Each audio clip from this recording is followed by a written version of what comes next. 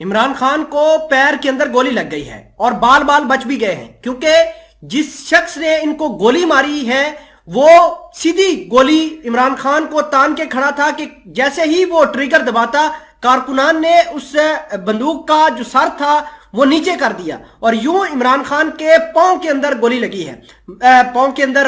گولی اب بھی موجود ہے۔ کارکنان نے عمران خان کو اٹھا کر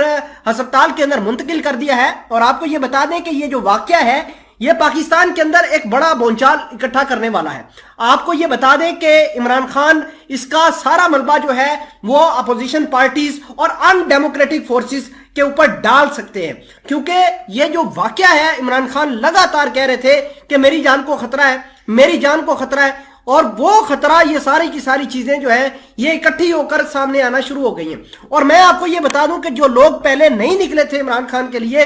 اب وہ بھی نکلیں گے، کیونکہ لوگوں کو پتہ چلتا جا رہا ہے کہ ملک کے دشمن کون ہے، اصل لیڈرشپ کون ہے، اور کیسے یہ تمام تر چیزیں ملک کی چل رہی ہیں۔ عمران خان صاحب لگاتار اپنی عوام کو یہ بتانے کی کوشش کر رہے ہیں کہ اصل میں چور ہے کون، اور چور کون ہے جس کی وجہ سے ملک برباد ہوا، جس کی وجہ سے پورا پاکستان برباد ہو رہا ہے۔ اور یہ آج عمران خان کے اوپر حملہ نہیں ہے بلکہ پاکستان کے اوپر حملہ ہے۔ اگر اسی طرح لوگ کرتے رہے، اسی طرح لوگ اصل لیڈرشپ کو مار کر آگے آنے کی کوشش کرتے رہے تو پھر تو خدا حافظ اس ملک کا۔